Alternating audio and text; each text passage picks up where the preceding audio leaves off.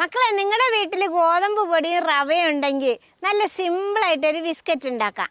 ഞാനിന്ന് അതാണ് ഉണ്ടാക്കാൻ പോണത്. ഇനി അതെങ്ങനെ ഉണ്ടാക്കുകയെന്ന് കാണാം. അതിനു വേണ്ടി ഞാൻ എടുത്തിരിക്കുന്നത് 1 കപ്പ് ഗോതമ്പ് പൊടിയാണ്. 1 കപ്പ് ഗോതമ്പ് മാവിന് 1/4 കപ്പ് റവ. അത് നമുക്കൊരു ജാറിലേക്ക് ഇട്ട് കൊടുക്കാം.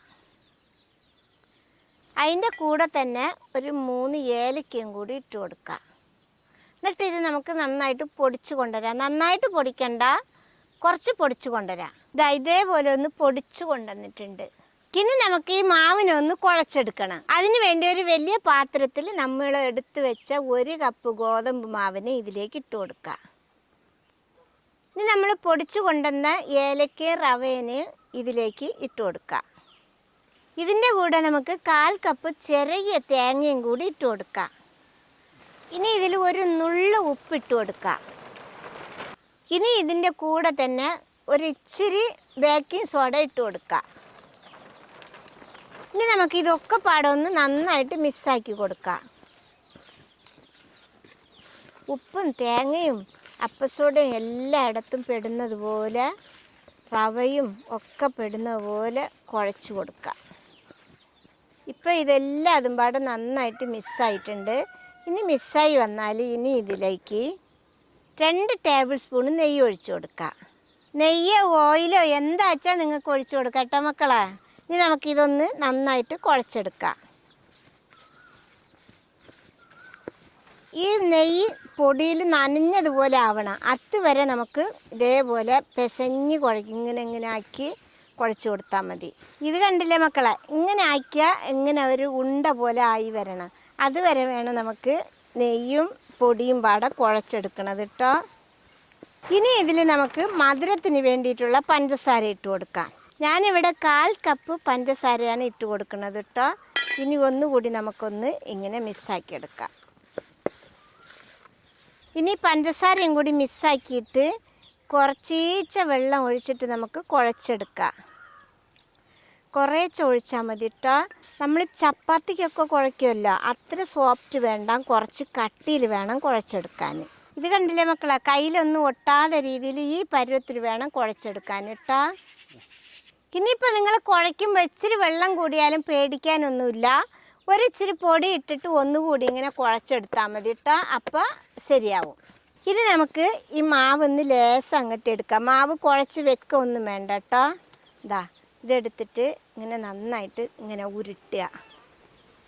ഉരുട്ടിയിട്ട് കൈ കൊണ്ട് ഇങ്ങനെ ഒന്ന് നെക്കി കൊടുക്കുക. സൈഡൊക്കെ ഒന്ന് ഷേപ്പാക്കി കൊടുത്തിട്ട് ഈ കത്തിയുടെ ഈ ഭാഗം കൊണ്ട് ഒന്നിങ്ങനെ ആക്കി കൊടുക്കുക. മൂർച്ചയില്ലാത്ത ഭാഗം കൊണ്ട് മൂർച്ചയില്ലാത്ത ഭാഗം കൊണ്ടിട്ട് കത്തിയുടെ പുറം കൊണ്ട് ഇങ്ങനെ ആക്കുമ്പോൾ കണ്ടില്ലേ, ഇതേപോലെ വരും. ഇനി എല്ലാം അത് നമുക്ക് ഇതേപോലെ ആക്കിയെടുക്കാം.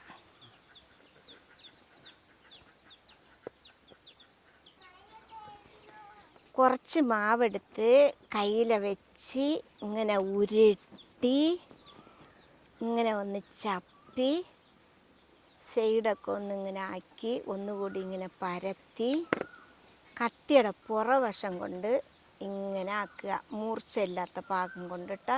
ഇനി കത്തിയില്ലെങ്കിൽ ഒരു സ്പൂണ് കൊണ്ടാക്കിയാലും മതിയാവും.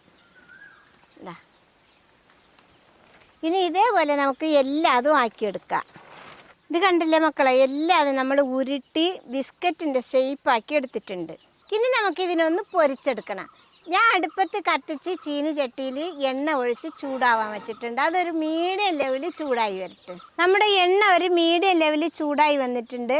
നമുക്കിനി ഇത് ഓരോന്നായിട്ട് ഇതിലേക്ക് ഇട്ട് കൊടുക്കാം.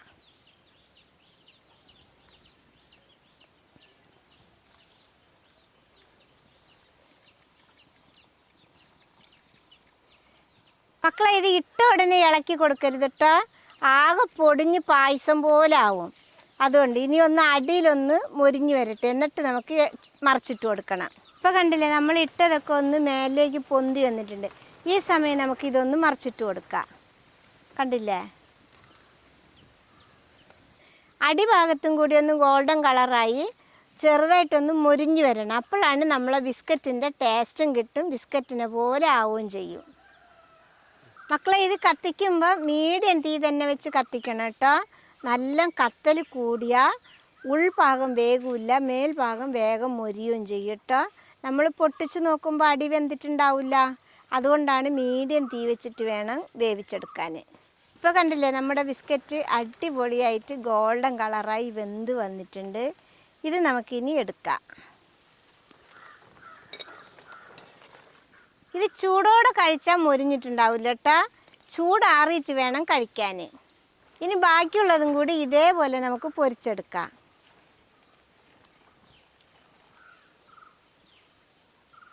അങ്ങനെ നമ്മൾ രണ്ടാമതിട്ടത് നല്ല അടിപൊളിയായിട്ട് ബ്രൗൺ കളറായി മൊരിഞ്ഞ് വന്നിട്ടുണ്ട് കേട്ടോ. അത് നമുക്കിനി എടുക്കാം.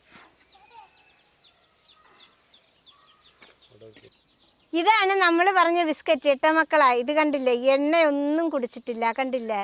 നമുക്കിതൊന്ന് പൊടിച്ച് നോക്കാം. കണ്ടാ, അടിയിലൊക്കെ നല്ല സോഫ്റ്റായിട്ട് മേലെ നല്ല മൊരിഞ്ഞിക്കണ്, കണ്ടില്ലേ?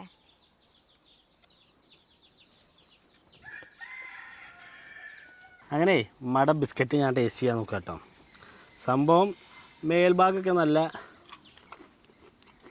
കറുമുറാന്നാണ്,